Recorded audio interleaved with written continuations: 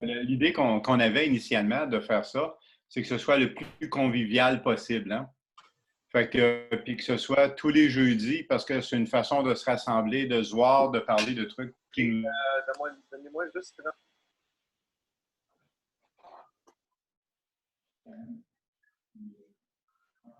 30 secondes. Je vais juste faire un petit setup ici. C'est qui parle? L'idée qu'on avait initialement de faire ça, c'est que ce soit le plus convivial possible, hein? Fait que.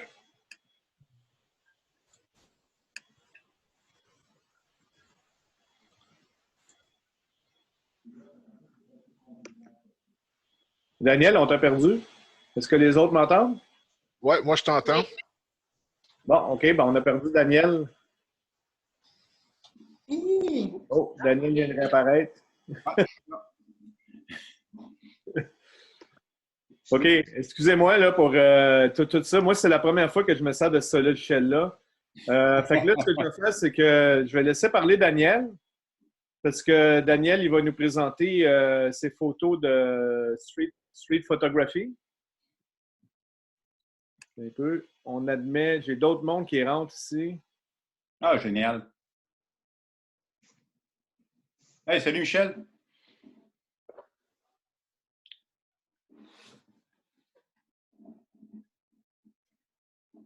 OK, bonjour tout le monde.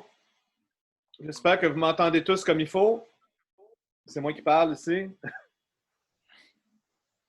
Ce que je vais faire, je vais tout vous mettre mute parce que sinon on va avoir trop de bruit pendant la discussion. Là, il y a juste moi et Daniel qui peut parler. Si vous avez des messages ou quelque chose à me dire, vous pouvez m'envoyer. Il y a un chat en bas. Vous pouvez voir le chat. Vous pouvez m'écrire en chat. Vous pouvez m'envoyer un message. Si jamais vous avez des questions, ce que je propose, la manière qu'on va fonctionner, c'est qu'on va parler de photographie de rue ce soir. Hein? Puis je sais qu'il y en a plusieurs d'entre vous qui sont des photographes de rue. Il y en a des excellents là-dedans. Fait que pour notre première soirée ce soir, moi et Daniel, on a eu l'idée de présenter quelques photos, comme Daniel va présenter 3 photos de photographie de rue. Moi aussi, j'en présente 3. Question de commencer la discussion et tout ça. Puis si vous avez des questions, des trucs, ben là, je pourrais unmuter ou on pourra poser des questions puis aller à partir de là. L'autre petit truc aussi qui est le fun, j'ai un petit sondage ici que vous pouvez remplir. Je ne sais pas si vous le voyez. Fait que vous allez pouvoir le faire pendant la discussion, puis à la fin, ben, on donnera les résultats là, du sondage. Est-ce que tout le monde c'est beau, hein? On attend un petit peu. On a d'autres qui viennent se joindre à nous. OK. Fait que Daniel, ce que je vais faire, c'est que je vais partir je vais te montrer les photos ici. Fait que je vais faire un share screen ici. Attends un petit peu. Attendez un petit peu. Comme je vous le dis, moi, c'est la première fois que je me sers de ce logiciel-là. Là, fait que soyez patient avec moi. Pas de trouble, comme on a dit, que c'était plutôt convivial. Fait que, écoute, là, présentement, François, là, si tu as partagé la bonne photo, c'est un portrait de moi que Nathalie a fait. Ouais. Fait que c'est peut-être pas ce que tu voulais. Non, mais c'est parce que c'est pour te présenter, mon Daniel. Tu sais. Ah, OK. Ah, OK. Ben, les gens me voyaient. Mais écoute, probablement que ce portrait-là, dans les faits, il est plus flatteur que la réalité. Ah, ben là, OK, on arrive ailleurs. Écoutez, je ne sais pas trop comment le faire. J'ai envoyé 3 photographies comme ça que François me demandait d'envoyer à une époque où, finalement, je fais un peu moins de photographies de rue que j'en ai fait pendant 40 ans. À peu de choses près, oui, OK, c'est beau, je ne suis pas très jeune, là, j'ai vieilli un petit peu. Mais, et je demandais des photographies qui étaient assez représentatives de ce que j'ai pu faire comme travail dans le passé. Et j'ai réalisé qu'il y avait tellement de trucs qui auraient pu me représenter à différentes époques que je me suis retrouvé avec 3 photographies qui étaient, bon, je me suis dit, oui, OK, c'est ça, mais ce n'est qu'une partie du travail réellement que j'ai fait. pour réaliser que le regard que j'ai porté de façon générale dans la photographie de rue, c'était plus un regard sur l'être humain dans la rue, dans le quotidien, qu'un regard très, très global, très, très large là, sur les gens que j'ai pu voir, comme cette femme-là à Tasco, au Mexique, il y a plusieurs années, que j'avais photographiée et qui était une mendiante sur le bord d'une église et tout ça, puis que j'avais photographié un peu à main levée dans une certaine mesure. Là. Puis je me rappelle parce que j'avais fait initialement développer les négatifs et printer les images à partir d'un laboratoire commercial. Puis les yeux de cette femme-là n'apparaissaient pas sur la photographie initialement. Puis c'est après, je me suis dit, ouais, mais d'habitude, ils croppent un peu eux autres, parce que j'avais déjà travaillé pour ce genre de truc-là, pour réaliser que, effectivement, les yeux apparaissaient sur le négatif. C'est une photographie que j'ai exposée à quelques reprises. Fait que, voilà. Ben, écoutez, vous avez le droit de me poser toutes les questions que vous voulez ou quoi que ce soit. Je travaille presque essentiellement en noir et blanc dans les faits, là, en monochrome. Fait que, probablement à cause de toute l'historique de la photographie de rue derrière, qui fait que souvent on travaille en monochrome. Même si par les temps qui courent actuellement, j'ai tendance à faire un peu de noir et blanc, de couleur. On va passer à la prochaine, Daniel. Oui. Ce que je vais faire pour tout le monde, c'est Daniel va présenter ses 3 photos, puis après ça, je vais unmuter tout le monde, puis s'il y a quelqu'un qui a une question, ben on va y aller. La raison pourquoi je vous garde toutes mutées pour le moment, c'est parce que sinon, il y aura beaucoup de bruit de fond, puis tout ça. OK, attends un petit peu, on y va.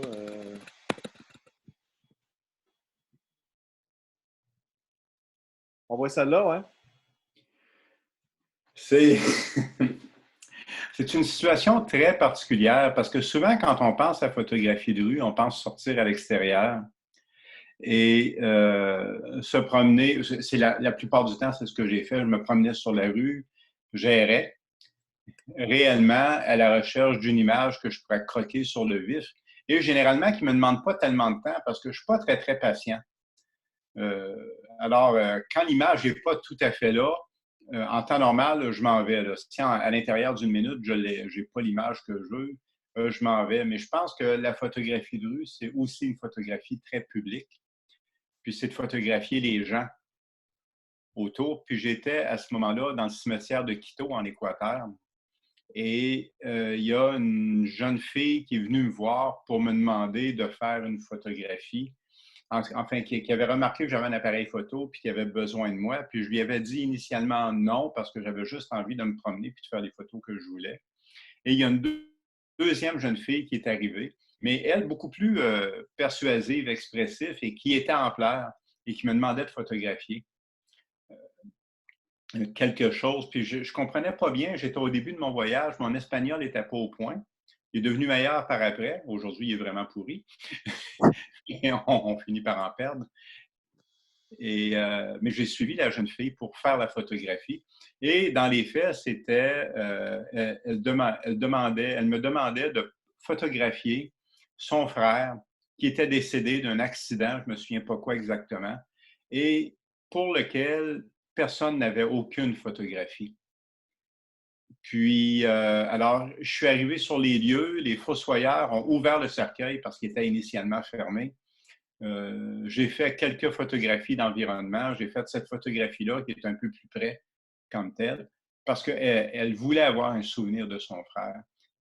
Puis, c'est une photographie qui est restée importante pour moi parce que, comme je vous disais tout à l'heure, mon approche a toujours été très centrée sur les êtres humains. Et puis, de photographier, de faire une image comme celle-là, pour moi, ça avait énormément de valeur au niveau... Ça a une certaine valeur photographique, oui, mais ça a énormément de valeur au niveau humain. Next one. J'ai fini, François. Ben, t'en avais 3, t'as celle-là aussi? Oui, ben oui, c'est ça, c'est la troisième, parce que je me disais, avec la deuxième que j'ai mis, je pourrais peut-être mettre un petit peu d'humour. Puis on peut rire un peu de la photographie parce que, compte tenu de la scène, bien sûr, oui, c'est intéressant. C'est une photographie que j'ai prise dans le jardin Musée d'art moderne de New York en 1990. Dans les faits, ça fait un bon bout hein, quand même. Ça fait 20... Hey, ça fait 30 ans déjà. Et bordel. OK. Ça fait un bon moment. Et c'est une scène que je trouvais vraiment cocasse comme telle que j'ai fait. Je pense que ce qu'il y a de plus rigolo aussi dans ça, c'est que dans les dernières années, à un moment donné, je suis retourné à New York. Et puis, on a revu le musée d'art moderne de New York comme ça, puis la cour. Et je me disais, je voulais revoir la scène, je voulais revoir l'endroit, puis j'avais pour fantasme de refaire la même photographie. Et dans les faits, ben, tout ce setup-là n'est plus là du tout. Imaginez, là, comme je suis peut-être retourné il y a 5 ans. Alors, 25 ans plus tard, ben, l'exposition qu'il y avait, ces statues-là qu'il y avait à l'époque, ces sculptures-là qu'il y avait à l'époque, dans le jardin du MoMA, ne sont plus là, mais plus du tout. Mais dans ma tête, je suis resté avec l'impression que le temps avait peut-être pas tourné autant que ça, alors qu'il n'y avait rien de tout ça qui ressemblait à ce que c'était à l'époque. Fait que, je vous amène ça comme anecdote, mais j'ai choisi cette image-là pour terminer, parce que à cause du brin d'humour qu'elle apporte, compte tenu que mes sujets peuvent être parfois peut-être un peu lourds, je le sais, mais que ce n'est pas avec lourdeur que j'entrevois la vie non plus. Non. Aucunement d'ailleurs. Mais j'aime les choses qui sont essentielles. Merci, Daniel. Là, je vais ouvrir les micros, puis comme ça, tout le monde peut parler. Oui. Dites pas de niaiserie. Mais moi, j'ai une première question pour toi, Daniel, si c'est possible. Oui. Ta photo, cette photo-là ici, là, un petit peu, celle-ci. Pour moi, cette photo-là se rapproche un peu plus de reportage photo que de photographie de rue. Est-ce que je me trompe ou où est-ce que tu fais la différence? Ben, moi, je pense, François, que j'ai jamais vraiment fait de vraie photographie de rue. Et un peu de reportage, mais pas tant que ça, mais que j'ai toujours photographié la vie telle qu'elle se présentait. Alors, c'est peut-être pour ça qu'on voit cette ambiguïté-là. J'ai fait la même chose dans le passé. Tu sais, j'ai photographié dans différentes conditions. Il y a très longtemps, j'étais à Port-au-Prince, j'étais en Haïti, je suis allé il y a quelques années. Encore là, j'ai photographié la rue, photographié la vie plutôt, excusez-moi. J'étais sur la base Côte-Nord l'année dernière, c'est un peu ce que je faisais. Je faisais il y a même pas un an, je faisais un portrait un peu plus exhaustif de Léandre Bergeron, que plusieurs connaissent certainement, en Abitibi. Puis quand je dis un portrait, c'est un portrait global. Donc, c'est beaucoup de photographies pour illustrer le travail que cet homme-là fait aujourd'hui. J'ai toujours fonctionné de cette façon-là. Alors, j'ai toujours été intéressé davantage par l'être humain et non par les événements. C'est peut-être pour ça qu'on a l'impression que ça ressemble à du reportage. En même temps, ce n'est pas un reportage sur les cimetières ou sur cette situation-là comme telle. J'ai saisi une opportunité qui s'est présentée à moi à ce moment-là. OK. Ça fait où la différence entre photographie de rue et reportage? Le reportage a pour but de documenter, là je sors un peu de ma photographie, mais pour moi, le reportage a pour but de documenter des événements précis, de l'actualité ou des sujets de fond, alors que la photographie de rue, excusez, laisse beaucoup plus d'imagination possible. On n'est pas loin du théâtre. On est sur la rue, on regarde un peu ce qui se passe, puis on va faire une photographie qui va suggérer davantage une scène qui est... on est plus proche du théâtre, qui nous permet d'imaginer des choses. Alors que le reportage, c'est réellement du documentaire. Et je tiens à préciser que tant qu'à moi, l'un n'a pas plus de valeur que l'autre. De toute façon, dans les faits en photographie, je considère que tout a une valeur exceptionnelle. Je pense à un livre de Raymond Depardon que j'ai lu il n'y a pas très longtemps, qui s'appelle Traversée, qui a été publié il y a pas bien longtemps. Et dans lequel il disait ce qui est bien de la photographie, c'est qu'elle est libre. La photographie, c'est pas un art. La photographie, c'est pas quelque chose qui est essentiellement. Elle n'est pas prise dans le carquois ou dans les normes des beaux-arts, mais elle est libre parce qu'elle existe par elle-même. Puis, c'est quelque chose que j'avais beaucoup aimé parce que ça nous permet d'aller dans toutes les directions. Puis là, je m'amuse parce que je regarde l'écran un peu, puis je vois le sourire en coin de Michel, en bas de mon écran à droite, puis avec qui on a eu quelques conversations déjà, même si on se connaît peu. Fait que, puis ça nous amène ailleurs, puis il y a quelque chose d'extrêmement créatif. On peut aller loin. Puis on peut aussi, elle est tout azimut, la photographie. C'est ce que je trouve le plus intéressant. Peut-être que je vais trop loin dans ma réponse, finalement. Tu peux m'arrêter, hein, François? T'es comme on se voit demain, tu vas pouvoir me battre, tu sais, si je n'ai pas d'allure. Quelqu'un qui a des questions? Ben oui, la photographie 3, la photographie au MoMA. Oui. Tu y es retourné il y a 5 ans, mais est-ce que tu l'as fait, la photographie, quand même? Ben non, parce que la statue n'était plus là, puis l'endroit ne ressemblait plus du tout à ça. Écoute, moi, je pensais retrouver quelque chose qui se ressemblait. En tout cas, si j'ai fait des photos, j'ai probablement fait des photographies à ce moment-là, mais je ne me rappelle pas ce que j'ai fait. Fait que je pense que ce n'était pas très représentatif. Alors, moi, je pense que c'est une photo extraordinairement triste, vraiment une photo extraordinaire en partant, mais très triste, mais à la fois drôle aussi, parce que ce que je trouve drôle, c'est les journaux qui sont placardés sur... Oui, celle du cadavre. Oui, quand on regarde ça, je n'avais pas remarqué au moment de la prise de vue pour ce qui est du mort, mais il y a un ami qui m'avait dit, quand il avait vu la photographie, il avait dit écoute, la pire chose qui peut m'arriver dans la vie, moi, ce serait de mourir puis d'être enterré dans un cercueil qui serait tapissé du Journal de Montréal. Ben, ça dépend si tu aimes le hockey. Tu sais. Il en parle.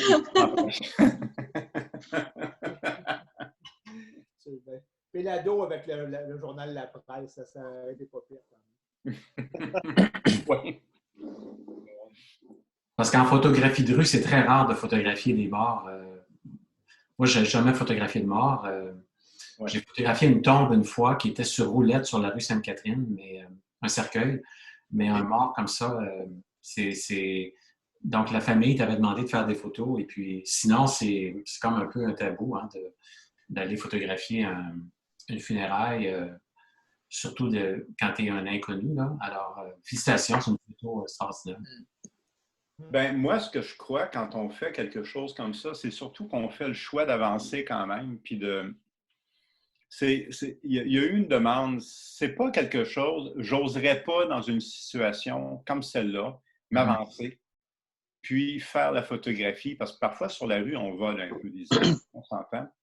On est sur une ligne qui est comme, on est intrusif, mais pas trop, puis on essaie de s'organiser pour que ça passe. Puis en même temps, on veut documenter la vie parce que c'est l'intérêt de la photographie de rue, mais d'une façon, pas tant dans l'actualité, mais de façon plus large.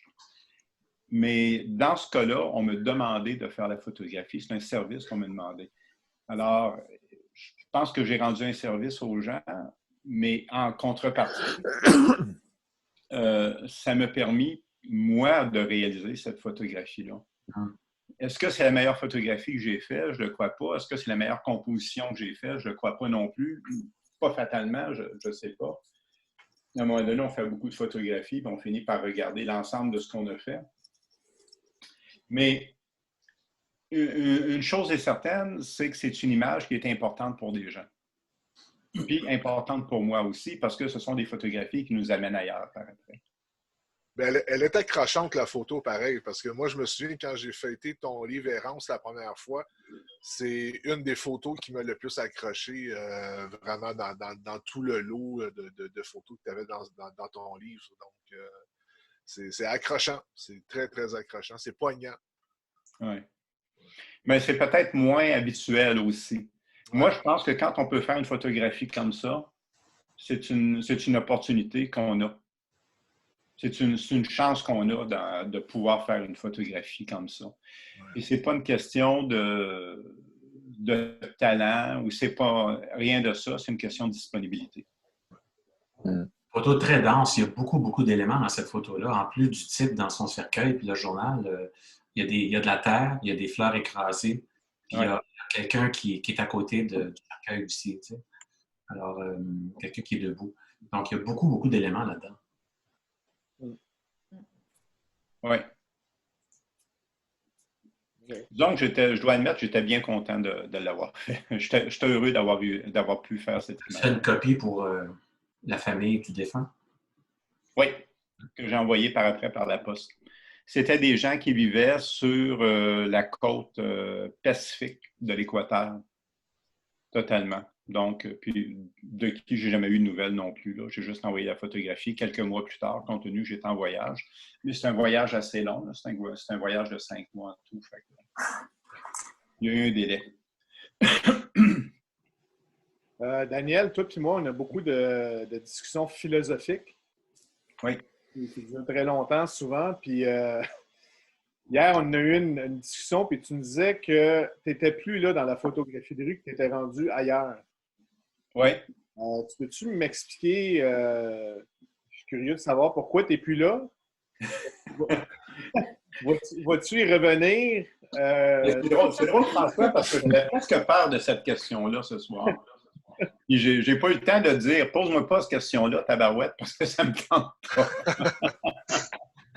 Mais c'est dans les faits. OK, si je vous emmerde, vous me le dites, là. On vous a dit qu'on faisait ça très convivial. Fait que puis, ça me fait rigoler parce qu'il y a des gens qui m'ont beaucoup entendu parler de photographie de rue autour, puis les gens m'identifient à ça. Mais j'ai peut-être donné un peu la clé tantôt. C'est une question davantage de vie comme telle. Je regarde autour. J'ai souvent réalisé des photographies. Il y a quelques-uns dans vous qui avaient vu ou qui possédaient déjà mon livre Errance, puis, que j'ai fait en 2016, et qui réalisé que quand je place des images côte à côte, il y a un lien entre ces images-là. Puis parfois, il y a peut-être 20 ans qui s'écoulent entre la première et la deuxième prise de vue. Mais il y a une mémoire qui demeure, il y a des choses qu'on fait. Puis, c'est davantage ça qui m'a intéressé. Dans les derniers temps, j'ai fait des superpositions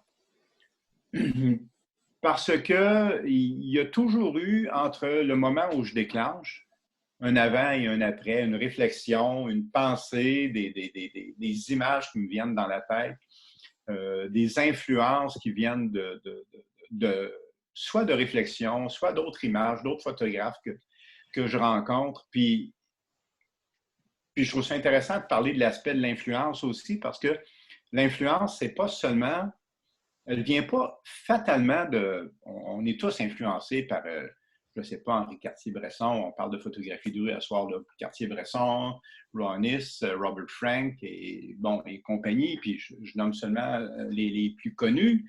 Lee Friedlander, pour ceux-là qui survivent aux compositions de Friedlander, là, j'adore Friedlander, mais je sais que ce n'est pas tout le monde. Mais on est aussi influencé par nos contemporains, par des gens qu'on croise, par un François Nadeau qui fait des photographies, par un Michel Depatie qui ose mettre ça sur du verre, par un Frédéric Arnois qui travaille autrement, par un Jeff Stephens qui travaille de loin, puis aussi par des étudiants qui arrivent avec des images, puis tu fais comme « Hein?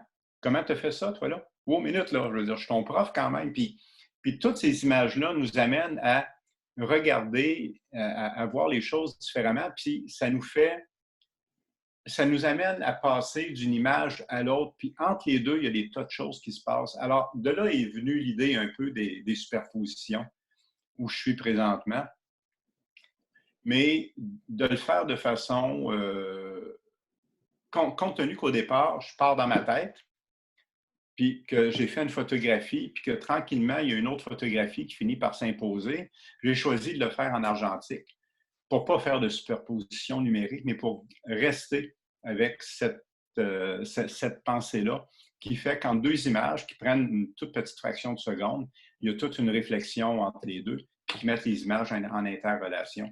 Fait que ça m'amène dans un monde très différent de la photographie de rue. Même si je continue à photographier, même si présentement, dans le contexte du COVID, c'est certain qu'il y a des tas d'images qui se font sur la rue, mais je n'ai pas tellement tendance à documenter ça comme tel. J'ai plus tendance à les... Oh, Daniel a disparu. Puis je voudrais rendre gros comme ça, puis les mettre gros comme ça le jour où je vais les montrer au monde. Ouais. Mais là, avec ta citation du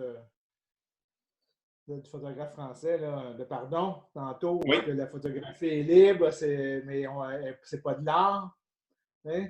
Ton travail de superposition, c'est de l'art, là. Non, mais attends, je n'ai pas dit que ce n'était pas de l'art. Je n'ai pas dit que ce n'était pas de l'art. Je me suis peut-être mal exprimé, Michel, mais merci. Mais ce que je dis, c'est que ce que Depardon dit, c'est qu'elle n'est pas limitée par les normes de l'art. Je retrouverai exactement comment ça doit se dire, là, puis je pense que je vais te l'envoyer personnellement, mais elle est libre de toutes les balises que l'art, que les beaux-arts imposent. La photographie, c'est la photographie par elle-même, en dehors de toutes ces considérations-là, ce qui ne veut pas dire que ce n'est pas de l'art. Okay. Je pense que j'ai été pas pire là, dans ma réponse. Ouais. Merci de me ramener. Par chance que tu es là.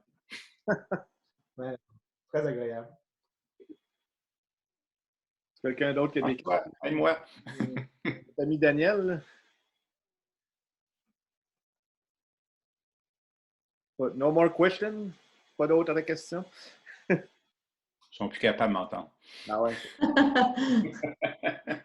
En fait, j'ai peut-être une remarque. Tu parlais de ton livre. J'ai pas vu ton livre, malheureusement. Mais je trouve que l'outil idéal pour montrer des photos, c'est un livre. Parce que dans le livre, on peut organiser une séquence, on peut organiser une évolution narrative, tu sais. Alors que de regarder des photos une à une, c'est intéressant, mais ça reste limité comme expérience parce que c'est juste, bon, tu prends une photo, puis... Mais quand tu es dans un livre, tu peux vraiment exploiter un contenu beaucoup, beaucoup plus fort, je trouve, que tu peux interpréter de bien des façons aussi, tu sais. Mais une image séparée, c'est intéressant, mais pour moi, c'est pas l'idéal. C'est vraiment un livre. Mais je suis d'accord avec toi, Charles. Puis ce que je trouvais intéressant, moi, avec l'idée du livre ou de la publication, j'en ai fait quelques-uns, là, j'ai fait 3 livres dans les faits, c'est qu'on est capable de raconter une histoire ou de raconter un certain sentiment et un suivi dans ça. Et je me disais, c'est fabuleux parce que je prends une photographie, je l'imprime à plusieurs centaines ou à 1000 exemplaires. Ça veut dire qu'il y a tellement de gens qui vont la voir, cette image-là. Et ça, c'est quelque chose qui me motive depuis hyper longtemps, là. Donc, pour moi, c'était l'essentiel de ce que j'ai fait. Et un livre, c'est là pour longtemps aussi. On peut espérer que c'est là pour très longtemps sur la tablette de quelqu'un, tu sais, dans la bibliothèque de quelqu'un. On l'espère toujours. On espère toujours qu'il finisse pas en récupération. Il y a un truc aussi, c'est que la photo dans un livre, dans une séquence, comme tu dis, Charles, elle a une signification différente des fois que quand tu vois la photo tout seul sur Internet, tu sais, ou sur Instagram ou quelque chose. Tu sais. Si tu es dans un livre, comme par exemple dans le livre de Daniel, tu sais, où justement, tu as des séquences puis tu peux suivre peut-être le cheminement du photographe ou son idée. Tu sais. Mais des fois, tu arrives, tu vois la photo tout seul, tu as une interprétation différente de la photo. Tu sais, elle est comme dans un autre contexte. Tu sais. Moi, c'est ce que je trouve le fun des fois quand tu regardes des photos différemment que dans un livre. Parce qu'un livre, tu vas prendre ton rythme pour regarder les photos, alors qu'une photo individuelle, pour moi, ben, mettons, tu regardes des photos sur Internet ou des photos dans tes mains, là, tu regardes l'une après l'autre, mais c'est intéressant tout ça, mais il ne se passe pas grand-chose. Tu sais. Alors que dans un livre, tu es forcé de rentrer dans le rythme du livre, puis d'interpréter à ta façon l'intention du photographe, si tu veux. Tu sais. Ah, je comprends un peu. Puis tu reviens même dans le livre, puis tu vas l'interpréter peut-être différemment, tu vas le revoir différemment, tu vas avoir une autre lecture. Tu sais. Je trouve qu'il est intéressant de voir aussi les différentes approches que les gens peuvent avoir en photographie. Je sais qu'on parle de photographie de rue essentiellement ce soir, là, mais ça fait longtemps aussi que je considère qu'ensemble, comme photographe, fort, puis on peut aller beaucoup plus loin que lorsqu'on est chacun de notre côté, puis qu'il y a énormément de diversité. Moi, je regarde tous les visages que j'ai devant moi. Je pense à Jeff qui est là, qui a une approche en photographie de rue qui ne ressemble absolument pas à celle que j'ai. Et bien tant mieux, d'ailleurs, à des gens qui ne font pas fatalement ce type de travail-là, comme Michel, mais qui ont un travail que j'apprécie, au portrait de Nathalie Garceau, à tout le travail argentique de Gaëtan Cormier, qui va être d'ailleurs notre invité la semaine prochaine. Il y a des choses qui sont vraiment particulières à voir. Je pense à Jean-Baptiste, le travail qu'il fait aussi sur la rue, les trucs de Charles que j'ai vus aussi. Il y a une diversité. Je pense que c'est intéressant de voir que tout le monde, ensemble, on arrive avec des affaires. On arrive avec quelque chose qui se tient, puis qu'on est capable de partager ces affaires-là, puis d'être plus forts ensemble. Alors que chacun pour soi, quand on ne partage rien, bien franchement, faire une photo, la mettre dans le fond du tiroir, qui a vraiment envie de ça? On a tous envie de partager. En même temps, sur Internet, on retient des affaires un peu, parce que pour diverses raisons. On est à une époque du partage, là, tu sais, puis... Oui, puis là, on vit une situation particulière, hein? Ouais, ah ouais. Moi, dans la situation actuelle, j'ai plus tendance à faire des photographies j'ai davantage tendance à faire des photographies en argentique qu'en numérique, présentement. Étrangement, au début, je me disais, je vais photographier beaucoup numérique, je veux les montrer tout de suite, je veux comme documenter ce qui se passe autour, puis au final, je fais j'ai peut-être envie simplement que ça reste au-delà de tout ça. J'ai peut-être envie que ce ne soit pas de l'actualité, je ne suis pas un journaliste, c'est autre chose que j'ai envie de dire. Et qu'importe le moyen ou le médium que je vais utiliser, mais j'ai envie que les choses demeurent, que les choses restent. Puis, le propre du photographe de rue aura toujours été le documentaire de fond. Daniel, j'ai une question peut-être bête, puis j'espère pas trop méchante pour toi. Pourquoi tu te donnes le trouble de faire de l'argentique? C'est pas un trouble. C'est réellement pas un trouble parce que, sincèrement, il faut que tu saches que je suis un être profondément paresseux. Alors, j'ai pas envie de souffrir sur ça, mais j'enseigne aussi la photographie de rue. Et ça m'est arrivé parfois même d'imposer gentiment, je l'admets, à certains étudiants de mettre du tape sur leur appareil photographique, sur leur écran derrière, pour m'assurer que les gens seraient concentrés sur ce qui se passe autour et non sur la photographie qu'ils viennent de faire, alors qu'ils sont en train d'oublier tout ce qui se passe autour. Et puis c'est peut-être un peu pour ça que ça me plaît. Peut-être aussi parce que je fais de la photographie argentique depuis hyper longtemps. Peut-être un peu aussi parce que je suis en amour avec mes appareils photo argentiques, j'avoue. Mais je conviens que de travailler avec un appareil photographique numérique est beaucoup plus facile et beaucoup plus simple. Dans les faits, je fais de l'argentique, je travaille avec des appareils numériques, puis je fais aussi des fois des photos avec mon iPhone. Alors, je ne peux pas dire que je suis fermé à quoi que ce soit, mais il y a des types d'appareils qui me plaisent beaucoup. Quand je fais des jobs beaucoup plus importantes, comme j'ai fait sur la Côte-Nord, ben, j'avais le Nikon, le zoom là-dessus, certains téléobjectifs, j'ai rien de très fort, mais c'est un autre travail. Mais au quotidien, sur la rue, j'ai toujours une focale fixe, j'ai des appareils qui sont relativement simples avec lesquels je travaille. Mais ce sont des appareils que j'aime. Puis je pense qu'il y a le côté de l'appareil que j'ai dans les mains qui fait que j'ai du plaisir à le faire comme tel. Pour moi, sortir un après-midi complet, puis avec mon appareil photo, puis me promener, mais faire aucune photo, c'est pas un après-midi qui est perdu. J'ai pris le temps de regarder tout, mais je n'ai pas senti aucune photographie.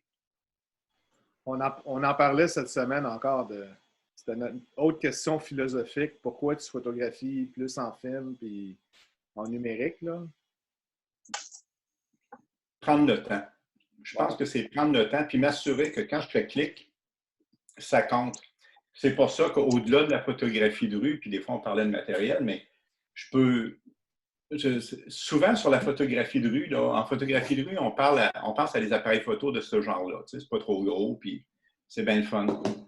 Mais je me suis déjà vu avec un tout petit appareil photographique faire une image dans un parc avec des enfants c'était une canicule, qui se baignaient avec une fontaine et tout ça. C'était super beau. J'étais en contre-jour, j'avais la lumière qui traversait les jets d'eau. C'était génial. Puis je me suis fait vraiment chicaner par un parent qui pensait que je suis un pédophile. On connaît la game. Puis j'avais un tout petit appareil à l'époque qui est un X100, qui est mort parce que je l'ai usé largement. Là. Il est mort de sa belle mort. Fait que juste après l'avoir prêté à Frédéric Arnois, ce qui a fait en sorte qu'il en achetait un d'ailleurs. Puis j'avais utilisé cet appareil-là à ce moment-là, puis vraiment, ça n'a pas très bien fini, cette histoire-là. Je pense que si j'avais photographié la même scène avec une chambre 8 par 10, ce ne serait pas arrivé. Puis que les gens m'auraient laissé travailler parce qu'il y aurait eu un regard différent sur moi. Alors, l'appareil idéal pour faire de la photographie de rue, est-il nécessairement le plus discret? Bien, le plus discret, c'est celui qui laisse présager l'idée qu'on va voler quelque chose. Le zoom qui est long comme ça va laisser présager qu'on est en train peut-être d'aller chercher une espèce de détail quelque part, alors que des fois, on est en grand angulaire. Nous, on le sait, mais les gens autour ne le savent pas. Je pense qu'il n'y a pas de réponse. Si tu avais été une femme, je pense qu'il n'y aurait pas eu de problème en partant. C'est moins pire, mais quand même, c'est déjà arrivé avec ma conjointe Nathalie où on avait fait des photos dans un parc. Elle s'était fait dire que c'était mal ce qu'elle faisait. C'est très culturel aussi, hein, je peux te dire. Oui, parce que toi, tu connais la Chine, François. Ouais, moi, normalement, j'habite en Chine. Là. Je suis confiné au Québec. Mais en Chine, c'est extrême. Il n'y a aucun problème de photographier des enfants, même qu'ils te remercient quand tu photographies des enfants. Tu sais. Ils te remercient, puis ils ne comprennent pas l'intérêt. Tu sais, à un moment donné, j'étais dans une ruelle, puis il y avait des enfants qui venaient. Je les photographie, puis la grand-maman sort, puis elle demande à ma copine, elle dit qu'est-ce que tu es en train de faire? Elle dit, bien, photographier les enfants. Elle dit, ouais, mais c'est pas intéressant, tu sais, c'est comme. Vraiment, j'ai jamais eu de problème. Puis même une fois à Montréal, j'ai photographié des enfants, mais la mère était chinoise, puis j'ai parlé en chinois à la madame pour je peux-tu photographier tes enfants, puis elle était super contente. Mais à Montréal, j'ose même pas photographier. Non, moi non plus, jamais que je photographie les enfants. C'est comme mon règle numéro 1 en photographie de rue. Puis pourtant, tu sais, c'est dommage parce que des fois, tu sais, on a. Il y a des belles images partout. Il y a des belles intentions, là, je suis sûr, tu sais, puis il y a des photos qui se perdent des fois, tu sais. Ah, absolument, mais des fois, je me dis, ça vaut pas le trouble que ça peut engendrer. Ouais. Bien, si vous permettez, parce que moi aussi, j'ai quelques petites photos à montrer. Oui, je pense qu'on est rendu à toi là, parce qu'il est temps, là, François, là, fait que quand même. Hein? Que j'ai fait de photographie de rue un petit peu, on fait ça de même. Excusez-moi, là, je suis pas un super pro de. Tout le monde voit ça, hein? Ouais, ouais. Fait que ça Pas c'est. mal beau. Ça a été pris dans les Hutong à Beijing quand je me promenais. Un truc que je dis beaucoup à mes étudiants en street photographie quand je fais de la photographie de rue, c'est toujours anticiper. Il faut tout le temps que tu sois prêt puis que tu anticipes qu'est-ce qui va arriver devant toi puis tout ça. Tu arrives dans une rue, il faut que tu saches, il faut que tu connaisses ta lumière, il faut que tu saches ta lumière, donc il faut que tu arranges tes settings sur ta caméra, il faut que tu sois prêt parce que n'importe quoi peut arriver rapidement devant toi, puis tu risques de perdre des occasions en or, tu sais. Puis quand j'ai pris cette photo-là, c'est vraiment, j'étais dans une petite ruelle d'un Hutong, j'ai tourné, j'étais avec mon ami Paul qui est un prof québécois à Beijing, puis j'ai poussé parce que j'ai vu le petit cul dans la fenêtre, tu sais, puis j'ai vraiment poussé parce que je voulais avoir la place pour prendre la photo. Puis j'ai pris la photo de ce petit garçon-là.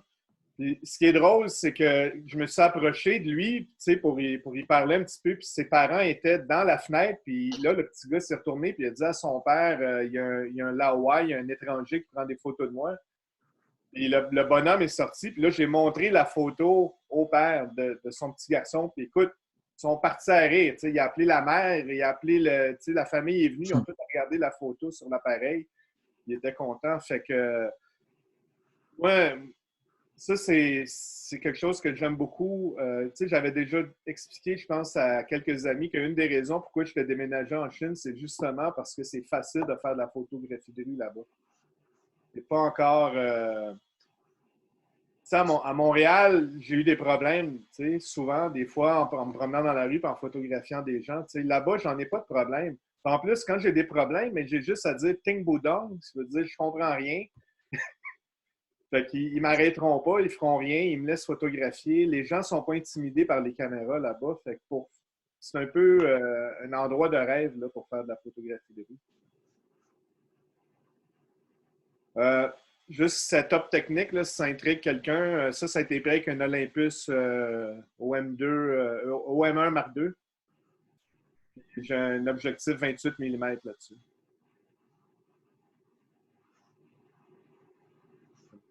Euh, 30 secondes.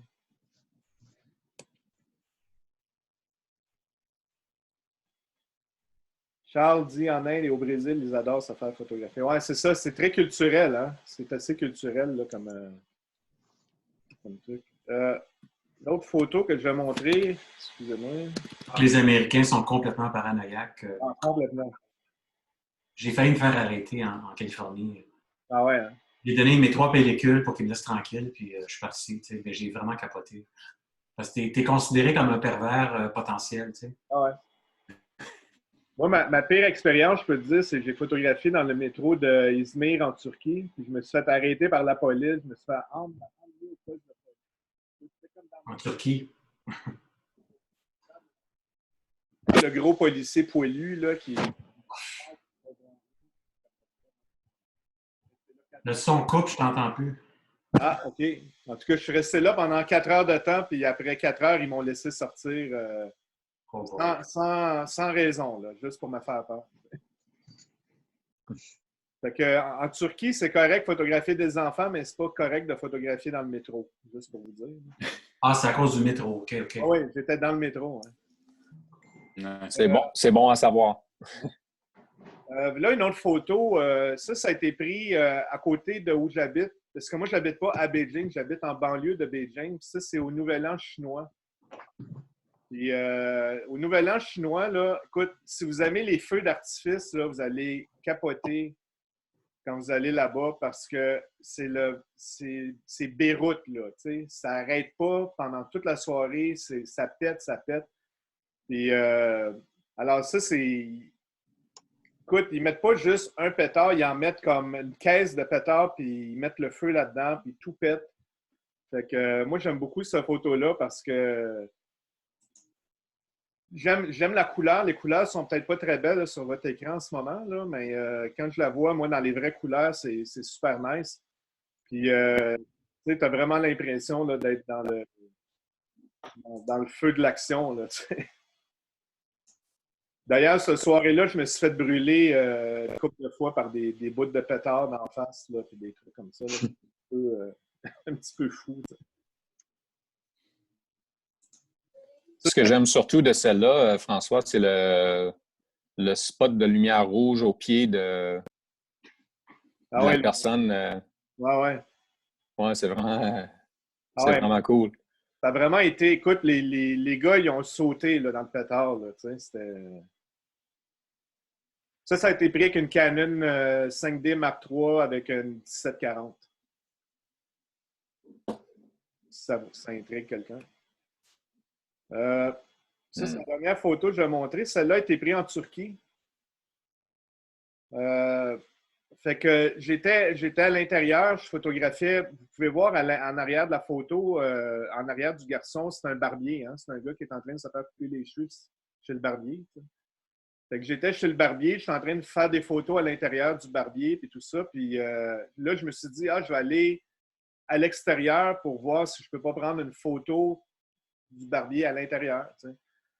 Puis quand je suis sorti, j'ai regardé dans la fenêtre, ben le petit garçon me regardait. Fait que là, tout de suite, j'ai pris la photo de ce petit garçon-là.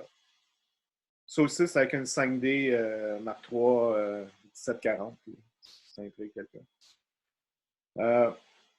Moi, au niveau de la photographie de rue, j'essaie tout le temps de voir ça d'un côté reportage. Tu sais. Je me promène, j'essaie tout le temps de trouver des trucs qui peuvent être intéressants pour expliquer quelque chose culturellement peut-être ou tu sais, j'aime beaucoup essayer de trouver des trucs avec de l'humour, mais c'est difficile. Je connais un photographe de rue en Chine qui s'appelle Laurent Hu, qui est vraiment bon. Il fait des photos de rue où est-ce qu'il y a beaucoup d'humour dans ses photos. Moi, j'essaie d'en trouver, mais sinon, j'essaie plus de faire ça au niveau reportage. Puis si je réussis à avoir peut-être une dizaine de photos d'un même sujet, ben pour moi, ça sort de la photo de rue, ça devient comme un reportage. Tu sais. Là, je vais comme le packager comme un reportage. Je ne sais pas si vous comprenez ce que je veux dire. Là. Fait que c'est ça. That's what I do. Ça veut dire, François, que pour toi, ça devient un reportage, mais un reportage que tu n'avais pas fatalement prévu d'avance, mais tu réalises qu'au travers de ça, avec le feeling, tu t'es laissé aller, mais que tu réalises que l'ensemble des images deviennent finalement un mini-reportage. Ben, oui, parce que tu vois, moi, ce que je remarque, une des raisons pourquoi j'aime beaucoup voyager, c'est que tu découvres tout le temps des choses que tu n'es pas habitué de voir maintenant. Oui. Des choses que peut-être que tu peux partager avec d'autres gens. Tu sais, c'est une des raisons pourquoi moi j'ai tout vendu ici puis je suis allé en Chine, c'est parce que quand je me lève là-bas, moi je suis quelqu'un, j'aime pas, je m'ennuie facilement. Tu sais. J'ai besoin de stimulation mentale. Tu sais. Fait que ce que j'aime, moi, c'est de me lever le matin, puis je sors, puis je m'en vais me promener, puis je ne sais pas où est-ce que je vais. Puis des fois, tu ne trouves rien dans ta journée, mais des fois, tu vas arriver, puis tu vas tourner un coin de rue, tu vas arriver dans un... Tu sais, à un moment donné, là, j'étais à Hong Kong, ici, puis je me promenais dans une rue, puis je suis rentré dans une ruelle que je n'étais même pas supposé de rentrer, puis j'ai découvert des bonhommes qui étaient en train de confectionner des dragons, là, tu sais, pour les... Quand ils font des danses du dragon, là, puis ils sont comme... Tu sais, ils confectionnaient des masques, puis tout ça, puis... Écoute, j'ai passé 3 heures dans cette place-là à photographier les bonhommes puis leur compte. Puis là, pour moi, c'était devenu comme un reportage. T'sais. OK, c'est davantage comme dans un esprit de découverte, au fond, si je comprends bien. Ben, c'est un esprit de découverte. Tu laisses aller un peu, puis là, tu découvres quelque chose, puis là, tu rentres dedans davantage. C'est un esprit de découverte. Puis si j'arrive dans un endroit puis je vois, OK, ça, c'est un sujet intéressant, bien là, je vais peut-être switcher de photographe de rue à photo-reporter. Là, je vais essayer de faire un reportage, je vais essayer de conter une histoire, parce que dans le fond, un reportage, il faut que tu comptes une histoire avec tes photos. Oui. Fait que là, je vais essayer de rentrer plus dans ce moule-là. faire des photos, puis là, me dire, bon, ben là, j'ai peut-être une bonne dizaine de photos, peut-être que je peux placer mon reportage quelque part. Ou, mais quand j'ai comme une photo ou une photo d'un certain sujet, ben là, je vais mettre ça dans mon folder photographie des rues. Oui. Finalement, as-tu le sentiment que tu as plusieurs approches? Pardon? Tu as plusieurs approches ou plusieurs avenues? Ou... Parce que la photographie de rue a toujours été un peu près du reportage. Oui. C'est toujours, c'est comme ça que les gens l'ont vu. Ou plutôt le reportage et la photographie de rue ont peut-être un point qui est le documentaire social ou le documentaire, tout court. Alors que la photographie de rue, comme telle, laisse place à un peu plus d'aspect théâtral, d'interprétation, et que le reportage, comme tel, lui, est très concret puis vient parler davantage d'une réalité. Ben, moi, j'ai comme une théorie, là, mais peut-être que le monde n'est pas d'accord, ou je sais pas, là, mais c'est peut-être moi ce que je pense. On va te le dire. Moi, j'ai plus l'impression que la photographie de rue, j'ai plus l'impression qu'une photographie de rue peut se tenir par elle-même. Tu sais, tu as une photographie de rue, tu peux la présenter tout seul, pas dans un livre nécessairement, puis le monde va la regarder, puis ils vont comprendre le message dans la photo. Tu sais. Oui. Un reportage, il faut que tu aies un début puis une fin. Tu sais, oui. peut-être comme une suite que tu peux regarder les photos et tu te dis, ah, OK, bon, ben j'arrive là, OK, le bonhomme, il fait ça, OK. Tu sais, comme il me semble qu'un reportage, il faut que tu racontes une histoire. Par contre, tes photos de rue, tu sais, comme je regarde, comme par exemple les photos de Jeff que j'aime beaucoup, tu sais. Moi, quand je regarde les photos de Jeff, je trouve que chaque photo se tienne par elle-même. Mais quand tu regardes l'ensemble de l'œuvre, si Jeff ferait un livre, ce que j'imagine qu'il va faire à un moment donné dans sa vie. Là. Peut-être. Okay. Dès qu'il fasse un livre, ben là, tu vas avoir tu vas plus comprendre sa philosophie de lui comme photographe. Tu sais. En tout cas. Je suis assez d'accord. Est-ce qu'il y a des questions? Je sais que c'est toi, François, qui a le contrôle pour les questions et tout ça. On voit encore la dernière de tes photographies là, sur l'écran, qui, dans les faits, j'aime beaucoup parce qu'on l'a ici, là, à la maison. Là. Est-ce qu'il y a des questions pour François? C'est lui qui contrôle. Fait que s'il sent que les questions ne sont pas bonnes, vous voyez que je n'êtes pas capable de parler, c'est parce qu'il a décidé que vous ne pouviez pas parler. Mais là, vous m'écrivez. Parler. Pas de questions? OK. Correct. Ben moi, je veux juste dire que j'aime bien la distinction de Daniel en disant qu'une photographie de rue, c'est plus comme c'est plus théâtral. Ouais. Tandis qu'un photo reportage, c'est plus comme un documentaire. Je trouve que ça explique bien. Là. C'est plus un... la photo de rue est plus basée sur l'émotion que l'image crée chez la personne qui la regarde.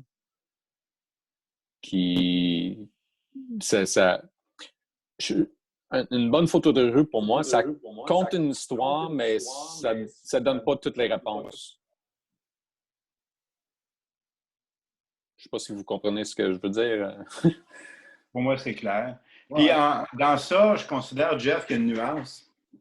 Il y a aussi la photographie humaniste comme telle qui se tient presque à mi-chemin entre les deux, parfois, qui appartient à l'actualité, qui appartient au reportage, qui appartient à la photographie de rue. Mais l'approche humaniste, c'est une toute autre affaire. Doisneau travaillait beaucoup en ce sens-là, Willy Ronis aussi, sur certains pseudo-reportages, mais qui n'étaient pas réellement des reportages, mais qui avaient pour objectif de documenter certains aspects sociétals. Puis, je ne veux pas faire de la publicité pour personne qui est autour d'ici, mais c'est une approche qu'on voit beaucoup moins aujourd'hui, qui appartient aux années 50, 60, 70 davantage, où là, ça a pris son essor, mais ça a commencé avant avec d'autres photographes, mais ça s'approchait énormément de la photographie de rue. Puis je pense que la dernière exposition que j'ai vue, pour ça, je dis, je ne veux pas faire particulièrement de la publicité pour quelqu'un dans le groupe, mais j'en fais pareil, je m'en fous. C'était à Shawinigan, celle de M. Lapointe, où il avait fait un travail vraiment intéressant avec des gens qui étaient dans un marché aux puces. Et c'est quelque chose, c'est pas de la photographie de rue, c'est pas un reportage comme tel, mais c'est un portrait global d'un élément de société. Et je pense que il faut pas l'oublier non plus. Et c'est pour ça qu'initialement, je disais que la photographie, c'est quelque chose probablement, puis qui parle avant tout de la vie, puis sous différents aspects. Puis par chance qu'on ne fait pas tous le même type de travail. Moi, personnellement, mon problème sera probablement été toujours de ne pas savoir exactement quoi choisir, fait que j'aurais toujours tout fait. Voilà. Je t'ai volé la vedette, François. Tu peux me battre. Ben, demain, parce que là, on est loin un peu. On peut continuer la discussion. J'ai juste deux petits trucs à dire. Premièrement, j'ai un shout-out. J'ai Jean Lauzon qui fait dire bonjour à Charles Gauthier. Il me dit de dire ça live. L'autre truc, j'ai ici les résultats de... On va faire ça avec vous. Les résultats de notre petit sondage. Je ne sais pas si vous le voyez. Oui. Fait que 86 6 personnes font de la photo de rue, une n'en fait pas, on ne demandera pas c'est qui. Couleur noir et blanc, la plupart aiment le noir et blanc et la couleur. Moi, je peux te dire, moi, je préfère beaucoup le noir et blanc en photographie de rue. Si je peux juste dire 2-3 trucs à propos du noir et blanc. Et moi, il y a beaucoup de gens qui me demandent, comme mes étudiants, ils me demandent pourquoi tu photographies en noir et blanc. Ma réponse est super simple, c'est parce que moi, j'ai vraiment appris en noir et blanc quand j'étais petit, quand j'ai commencé la photographie, quand j'étais plus jeune. J'ai photographié avec du noir et blanc. Fait que dans ma tête, c'est plus logique quand je fais de la photo, mais je trouve que la couleur, c'est tellement important des fois quand ça apporte quelque chose à ta photo. Fait que moi, j'ai beaucoup de photos de rue en couleur aussi. Parce que la couleur apporte un élément à la composition de la photo. Je photographie en numérique ou en argentique. Wow, c'est quasiment comme au référendum du Québec. C'est un 57-43. Plus de numérique que de l'argentique. Je sais que Gaétan est pas mal en argentique. Jeff, toi, es-tu en argentique, toi? Ou, Non, pas mal numérique. Ben, tout numérique, oui. Qui d'autre fait de l'argentique? Moi, je fais un peu de sténopé. Tu fais du sténopé, Michel? Un petit peu pour le projet. Okay. Ça va être compliqué pour Michel d'expliquer exactement tout ce qu'il fait. Il faudrait faire l'objet d'un jeudi photo avec Michel pour qu'il ait le temps. OK. Puis, photographiez-vous des gens dans la rue? Ben, la plupart disent oui. Ça, c'est l'autre affaire en photographie de rue, puis Daniel en sait quelque chose, c'est quand on donne nos cours, quand on donnait nos cours de photographie de rue, c'est tout le temps le petit test à la fin de dire aux étudiants d'aller photographier un étranger dans la rue, puis c'est tout le temps drôle de voir ça au début quand ils sont gênés, puis une fois qu'ils le font, ben après ça, la glace s'est brisée, puis tu peux aller photographier n'importe qui tu veux dans la rue. T'sais. Moi, je peux vous donner un petit truc pour photographier des gens, mais en fait, c'est pas un truc, c'est...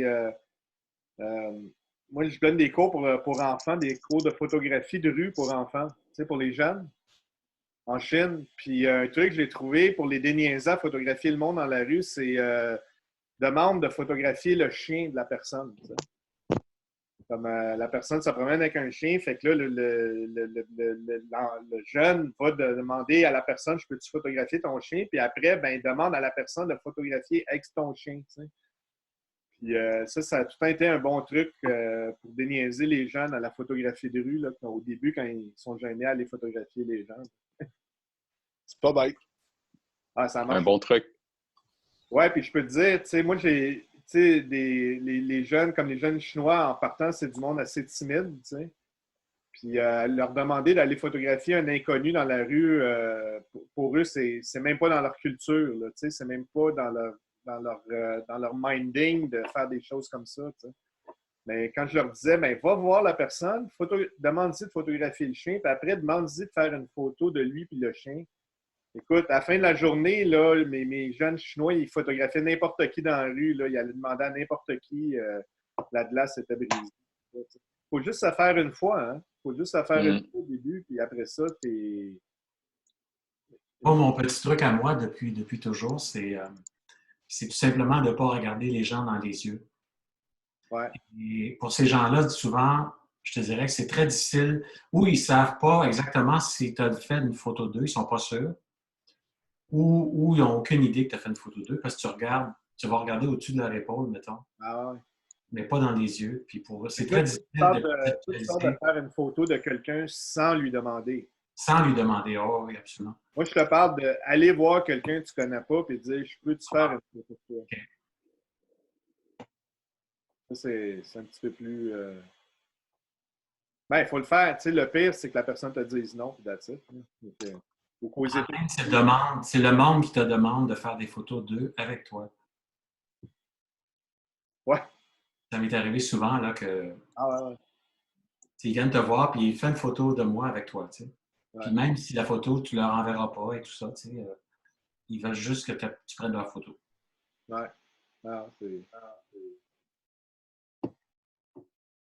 D'autres questions?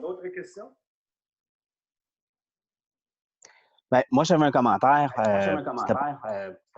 C'est pas une question, mais vraiment en lien avec tu parlais tantôt, photographie de rue. Micro, les autres, s'il vous plaît. Mettez vos micros. Ou je peux le faire. Oui, vas-y, Frédéric. Excuse. Mais tantôt, on parlait de la photographie de rue, mais en couleur ou en noir et blanc. Puis de voir justement la photographie te présenter en couleur, je pense que ce que je trouve les plus intéressant, c'est vraiment quand il y a une couleur qui est dominante, comme celle de présenter. C'est-à-dire, bon, ben, elle n'est pas en noir et blanc, mais elle est en rouge et ombragée dans les faits. Donc, vraiment, on va rechercher un peu cette dominance-là, mais quand il y a une trop grande palette de couleurs, mais souvent, c'est là où l'œil se promène un petit peu partout, puis ça devient, en tout cas, on perd un peu cette notion de nostalgie-là qui amène le noir et blanc. Ouais. Moi, je peux te dire, ben, je vais te dire deux trucs que je pense par rapport à ça. La première, c'est moi, je pense que c'est vraiment, premièrement, c'est un choix personnel. Tu sais, il y a beaucoup de photographes de rue qui photographient en couleur, puis ils aiment vraiment ça. Je pense que c'est vraiment un choix personnel de toi. Puis moi, la deuxième, je pense que la photographie couleur, il faut que la couleur apporte quelque chose à ta composition. Tu sais. Si la couleur apporte rien à ta composition ou apporte pas grand-chose à ton image, tu sais, ça peut être en noir et blanc, là, tu sais, comme tu veux. Tu sais. C'est mon opinion, mais moi, qu'est-ce que tu en penses, Daniel, toi? Bien, moi, ce que je pense, quand on pense à la photographie de rue, si on fait. Souvent, on voit les images en noir et blanc, c'est pour des motifs culturels. Il faut comprendre que ces premières images-là du quotidien, de la vie, ont été réalisées à une époque où la presse prenait beaucoup plus de place, à une époque à laquelle les gens n'avaient pas envie de lire des choses, mais de voir des choses. Donc, l'essor principal de la photographie de rue, du documentaire, du reportage et tout ça, c'est après la Seconde Guerre mondiale, et que les impressions étaient en noir et blanc, fatalement pour des raisons de coût, parce que du 4 couleurs process, ça coûtait cher. On s'entend pour dire que ça coûte encore bien cher, d'ailleurs. Pour n'importe qui fait un peu de publication, on a peur de ça. Et c'est dans la culture de la photographie de rue ou de la photographie de reportage, de la photographie journalistique, de faire du noir et blanc. Un peu moins aujourd'hui, compte tenu que quelqu'un qui fait ce travail-là finit par souvent diffuser sur le web, mais on a quand même une culture d'une 60aine d'années derrière nous qui est vraiment profondément teintée par l'approche monochrome, l'approche noir et blanc. Ce qui est intéressant dans le propos de Frédéric, c'est qu'il s'en vient nous parler de monochrome en même temps quand il parle de ton image, François, qui avait une dominante rouge extrêmement importante, puis les autres couleurs, on les oublie. On est encore un peu dans cet esprit-là, quand même, parce que c'est ce que c'est devenu, d'un regard qui est centré sur quelque chose de relativement simple, d'un message qui est très, très clair. C'est rouge, c'est noir et blanc, c'est bleu, c'est ce qu'on vit quand on regarde des cyanotypes aussi. Il y a des trucs qu'on trouve intéressants. Quand on regarde des images qui ont une coloration, qui ont un virage sépia, on vit encore ces choses-là. C'est un peu toujours la même chose. Puis c'est vrai que trop de couleurs, ça peut nous amener ailleurs. En contrepartie, il y a des gens parfois qui ont dit « Ah ouais, le noir et blanc, ça nous amène à l'essentiel » ou « Le noir et blanc, c'est plus la réalité. » J'ai déjà entendu ça, mais il n'y a rien de plus faux. Parce qu'on voit en couleur. On ne voit pas en noir et blanc personne. Mais on a l'impression qu'on se rapproche à l'essentiel. Puis je pense que qu'on utilise la couleur, qu'on utilise le noir et blanc, même si, bon, tout le monde sait que j'ai fait à peu près 95% de tout ce que j'ai fait en noir et blanc. Pour les raisons que tu nommais, François, là, un peu les mêmes, on a appris dans cette approche-là. Mais l'idée, c'est que le message qu'on passe au travers d'une image soit clair, précis, qu'il soit net, que ce soit essentiel. Bon, je m'affirme. Non, ben, tu as raison. Puis je pense, de toute façon, là, à la base, puis tout à l'heure, on parlait des appareils que tu utilises, du noir et blanc que tu utilises. Moi, ce que je dis au monde, là, c'est fais ce que ça te tente, tu sais. Fais ce que... je vois tellement de photographes, des fois, qui relaxent pas là-dessus, tu sais, qui font... Tu sais, il y a des photographes qui disent « Ah, ben là, si je fais du street, il faut que ça soit en noir et blanc, tu sais. » Tu sais, ou si je fais du street, il faut que j'aille tel genre d'appareil, tu sais. Tu fais ce que toi, ça te tente. C'est ça l'important, moi, je pense, en photographie, là. Si ça te tente de photographier en couleur, tu photographies en couleur. Si ça te tente d'utiliser ton gros Canon 1DX avec le 500 mm dessus pour faire de la photographie de rue, c'est ton problème. T'sais. Moi, je pense que faut vraiment que ça soit un choix créatif, personnel. T'sais. C'est un peu mon opinion. Là. Peut-être que tout le monde n'est pas d'accord, je ne sais pas. Y a-t-il quelqu'un qui a d'autres choses à rajouter? Des commentaires, des choses à dire? Moi, j'aimerais ça, si vous avez des commentaires pour améliorer la formule aussi, vous pouvez me l'envoyer en message, texte, pour améliorer là, notre prochain jeudi de la photo, qui va être jeudi prochain, où est-ce qu'on va inviter notre ami Gaétan Cormier. Gaétan, tu peux-tu parler? Bonjour! On va laisser parler la semaine prochaine, lui. Bon, ça va être Gaétan qui va être là la semaine prochaine. Puis, si vous pouvez inviter du monde, d'autres photographes, mais s'il vous plaît, n'hésitez pas si vous avez des commentaires à faire là, en privé. Là, si vous voulez dire, je ne sais pas, moi, Daniel, il est trop beau pour faire des webcasts, il faudrait qu'on cache sa face.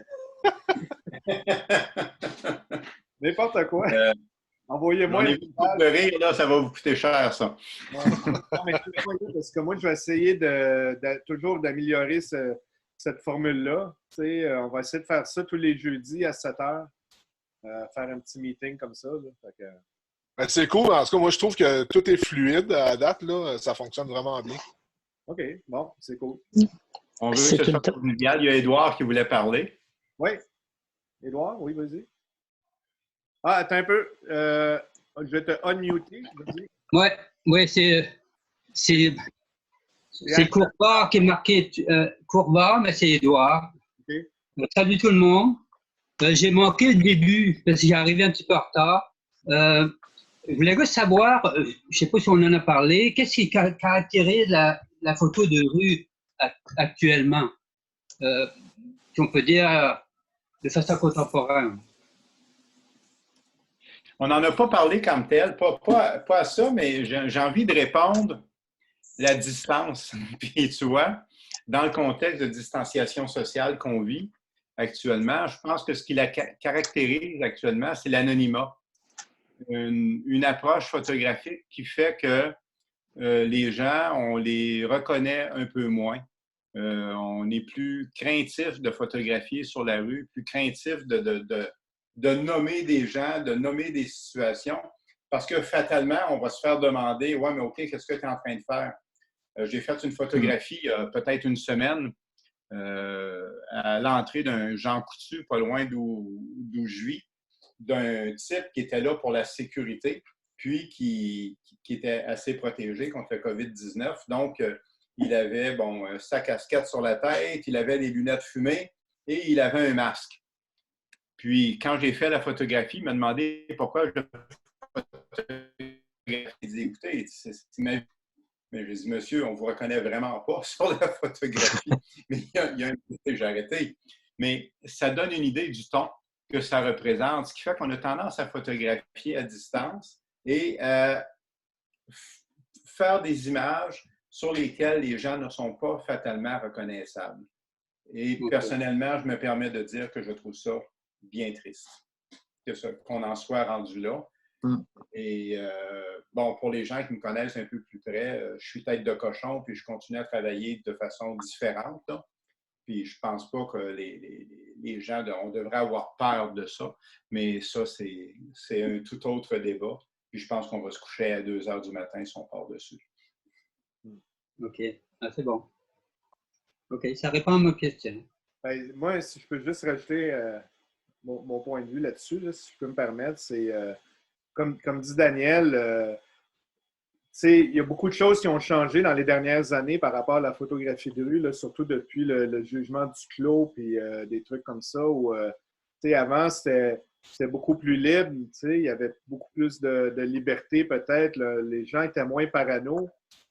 Moi, je trouve ça tellement rigolo aujourd'hui que tu vas te promener dans... Ben là, pas aujourd'hui, les photos dans la rue, là, mais quand on avait tous une vie normale, là, que tu allais te promener dans la rue puis que tu photographiais des gens puis les gens qui capotaient, n'étaient pas contents parce que tu prenais des photos d'eux. Mais pourtant, il y a comme des caméras de sécurité partout. Puis, c'est ça, je trouve, comme... Tu n'as plus le droit de faire des photos... nous, tous ici, je pense qu'on considère la photographie de rue comme une forme d'art.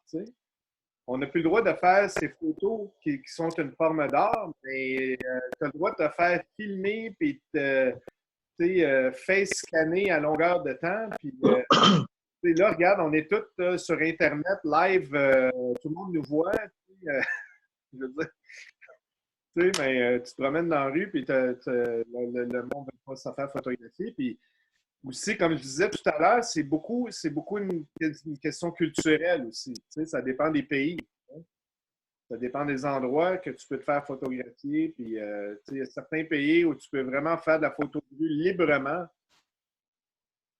Moi, je reviens tout le temps à mon exemple en Chine. Écoute, moi, je me promène dans la rue, je vois des bonhommes qui se parlent entre eux autres. Je pogne des photos d'eux, puis ils s'en calissent de moi. Ils n'en ont rien à foutre que je prenne des photos d'eux. Ils se demandent qu'est-ce que je suis en train de faire, puis quel intérêt j'ai à prendre des photos d'eux autres. OK. Ouais. À Montréal, si je fais ça, je vais me faire questionner. C'est sûr. Je pense aussi, l'affaire là-dedans, c'est que dans l'optique où ce que tu prends des photos des gens dans la rue, c'est qu'eux, ils vont toujours se poser la question, mais qu'est-ce que tu vas faire avec ça? Tandis qu'avec l'argument des caméras de surveillance, ben, les caméras de surveillance, ils ne vont pas publier les footages sur Internet tout bonnement comme ça. Donc, je pense que c'est surtout ça qui fait la différence. C'est encore drôle, Gaëtan, là, si tu sors de chez toi et tu pognes une fouille en sortant tes vidanges, là, tu vas te retrouver sur drôle de vidéos sur YouTube. Là, en tout cas. Mais les photos de rue, les photos de rue, quand même pas spécifiques aux gens. Non. Tu n'es pas obligé d'avoir des gens dedans. Non, Effectivement. parce que je vois beaucoup des graffitis, des photos de rue. C'est, Fais une petite recherche pour voir. Ouais, les courants finissent par s'entrecroiser un peu parce qu'il faut faire une distinction aussi entre la photographie de rue qui a un aspect très documentaire et la photographie, le paysage urbain. Ouais, OK. Ou la photographie urbaine. Puis à un moment donné, les choses finissent par s'entrecroiser. Mais fondamentalement, la photographie de rue, c'est davantage la vie publique qu'on photographie. Alors, à partir du moment où il n'y a pas d'être humain, on s'en éloigne un tout petit peu, mais ça dépend comment on agence tout. Parce que sur un ensemble d'images, d'une trentaine d'images, ben, il peut y avoir des images sans personnages, sans individus, mais qui viennent appuyer un peu l'environnement dans lequel le reste du monde vit. Alors, c'est pour ça qu'en photographie de rue, même si on dit que comme tel, peut vivre en soi, oui, mais quand on regarde l'ensemble de l'œuvre de quelqu'un, on réalise à un moment donné qu'il y a des éléments qui ont été amenés là-dedans, dans ça. Il y a certaines photographies qui ont été amenées qui sont en appui aux images dans lesquelles il y a des personnages. Alors, il y a des nuances. Moi, j'ai une opinion un petit peu différente là-dessus. J'ai une approche qui ressemble peut-être un peu plus à la vieille garde, la photo de rue. Mais moi, je pense que la photographie de rue devrait avoir une présence humaine ou au moins une suggestion d'une présence humaine. Donc, un ombrage, quelque chose qui représente qu'il y a un humain qui est pas loin, si on veut dire. Mais ce que je veux dire par ça, c'est que je pense que la photographie de rue peut exister dans la photographie urbaine, mais un paysage urbain, c'est pas une photo de rue. Donc, ce que je veux dire, c'est une photo d'une rue, c'est pas une photographie de rue. C'est un paysage urbain ou une photo urbaine. Mais s'il y a une personne qui traverse la rue puis qu'on est capable de conter une histoire avec cette personne-là qui traverse la rue, ça devient une photo de rue. Mais la rue tout seul, c'est pas de la photographie de rue en tant que telle, pour moi. Je pense que c'est ça, c'est un peu une opinion de vieille garde, parce que j'étais administrateur dans un groupe qui s'appelait The Art of Street Photography. C'était toujours une grosse discussion. Chaque fois que quelqu'un mettait une photo qui était une photo de paysage urbain, puis on enlevait la photo, ça créait toujours une grosse polémique, puis c'était un gros débat qui partait là-dessus. Fait que c'est sûr qu'il y a du monde des deux côtés de l'argument, mais pour moi, c'est une présence humaine qui s'apprend pour dire que c'est une photographie de rue. Oui, c'est intéressant ce que tu dis. Moi, je suis complètement en désaccord avec toi, en passant. Puis t'as le droit. Ben, je respecte ce que tu dis, là, mais moi, je suis vraiment en désaccord avec toi parce que moi, j'ai une couple de photos de rue que j'ai faites où c'était juste, je sais pas, moi, une ruelle avec un vélo abandonné en plein milieu de la ruelle, tu sais. Comme ce vélo abandonné au milieu de la ruelle, pour moi, avait une histoire, avait quelque chose à raconter. Tu sais. Des fois, je suis d'accord. Des fois, tu vois des objets. Tu sais, je suis d'accord avec toi sur un certain point de vue que du paysage, ou je ne sais pas, peut-être c'est pas dans la photo de rue, tu sais. Mais je pense que si tu utilises des éléments urbains qui vont peut-être raconter une histoire, moi, peut-être ça rentre en photo de rue. Tu sais. Moi, je suis d'accord avec toi que l'élément humain est super important dans la photographie de rue si ça l'apporte à ton histoire. Ce n'est pas essentiel. C'est mon opinion. Mais en autant que ça le suggère. Ouais. Ce que je comprends, c'est en autant que ça le suggère, l'humain. Il n'y a pas besoin d'être là. Oui, c'est ça. Moi, je dis, il n'y a pas nécessairement besoin d'avoir un humain dans l'image, mais au moins la suggestion qu'il y a un humain ou il y a une présence humaine. Ouais. C'est ça que le vélo, moi, François. Je suis d'accord avec Jeff et Édouard dans ça. C'est quoi? Moi, je suis d'accord avec Jeff et Édouard. que ce soit clairement suggéré ou il faut qu'il y ait une présence concrète. Mais c'est plus comme ça que je le vois. Mais quand tu parles d'une ruelle avec un vélo, c'est une présence humaine, je pense pas. Parce que le vélo, généralement, il ne se déplace pas tout seul. Il y a un humain qui l'utilise, il y a quelque chose. Mais je pense que c'est dans l'ensemble. Mais si quelqu'un se mettait à photographier des vélos isolés un peu partout dans une ville, on ne pourra pas considérer que son approche photographique, c'est de la photographie de rue. Je ne pense pas qu'on pourrait considérer ça. Mais en même temps, on n'est pas obligé de compartimenter toutes les approches photographiques de façon aussi rigide non plus. Ah, c'est ça. Il y a des nuances à avoir. Dans les faits, souvent, le photographe, c'est quelqu'un qui aime photographier, qui aime la vie, qui aime... bon. Puis alors, on a tendance à photographier un peu tout. Parce qu'on aime à peu près tout dans ça. Puis on utilise le médium photographique pour exprimer cet aspect-là. Quoi, ça, c'est bien. Ouais.